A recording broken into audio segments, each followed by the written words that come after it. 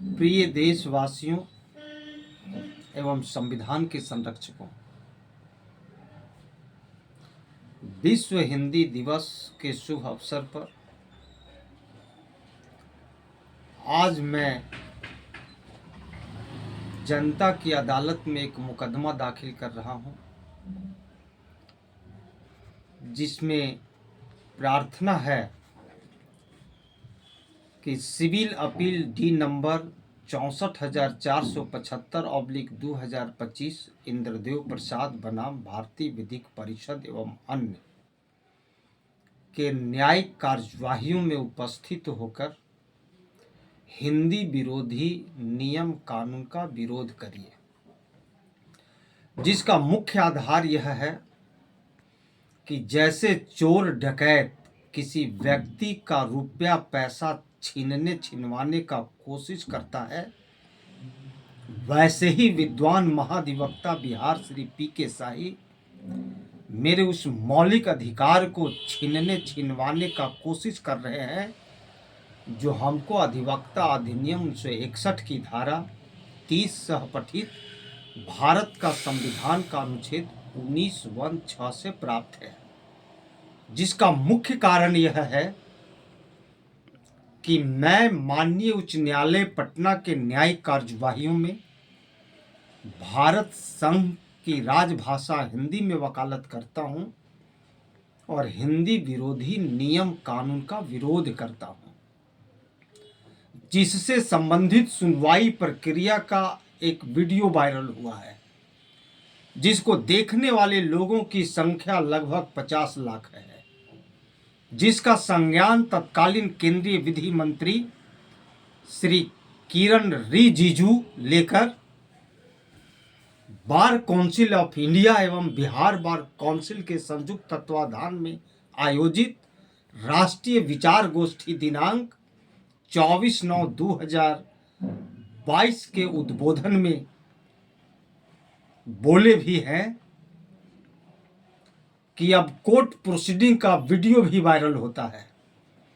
जिसको देखने से पता चलता है कि कुछ न्यायमूर्ति यह बोलकर हिंदी आवेदन को रोक दे रहे हैं कि हमको हिंदी समझ में नहीं आती है, जो ठीक नहीं है। जो न्यायमूर्ति ठीक से हिंदी नहीं समझ पाते हैं, उनको हिंदी नहीं रोकना चाहिए, उनको अनुवादक यंत्र का इस्तेमाल करना चाहिए। सरकार के पास अनुवादक यंत्र है, मांगिए, सरकार मुहैया करावेगी। जिसके परिप्रेक्ष्य में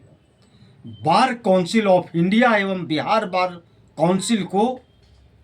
सरकार से अनुवादक यंत्र मांगना चाहिए, लेकिन बार काउंसिल ऑफ इंडिया एवं बिहार बार काउंसिल सरकारी अनुवादक यंत्र मांगने के बजाय भारत संघ की राजभाषा हिंदी में वकालत करने वाले अधिवक्ता इंद्रदेव प्रसाद को वकालत खाना से निकाल बाहर करने का षड्यंत्र रच दिए हैं। उसी षड्यंत्र के अंतर्गत बीसीआई परिवाद पत्र संख्या 1/2025 महाधिवक्ता कार्यालय बिहार बनाम इंद्रदेव प्रसाद दर्ज हुआ है और बिना आवश्यक प्रावधानों का पालन किए हुए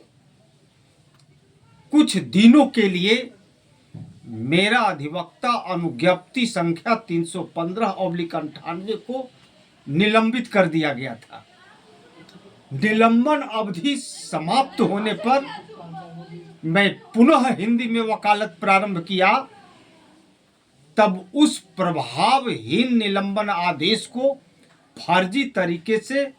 प्रभावी बना दिया गया है, जिसके खिलाफ मैं अधिवक्ता अधिनियम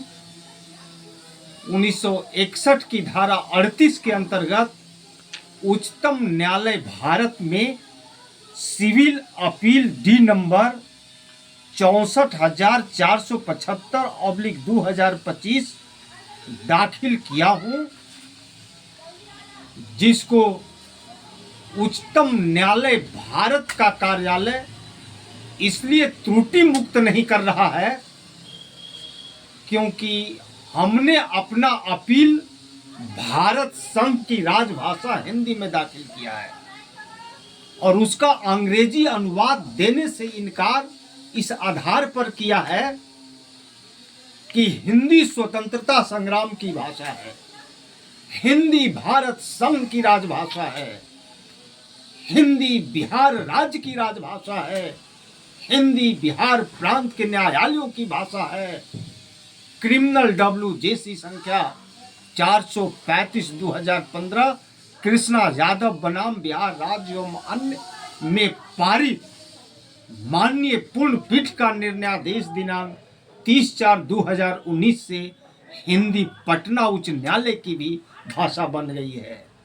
जहां भारत का संविधान का अनुच्छेद 348 कुछ विशिष्ट लोगों को सुविधा पहुंचाने के लिए है, वहीं भारत का संविधान का अनुच्छेद 350 एवं 351 सामान्य लोगों को सुविधा पहुंचाने के लिए है। और यह सुस्थापित विधि है कि जो कानून सामान्य लोगों को सुविधा पहुंचाने के लिए है, वह कानून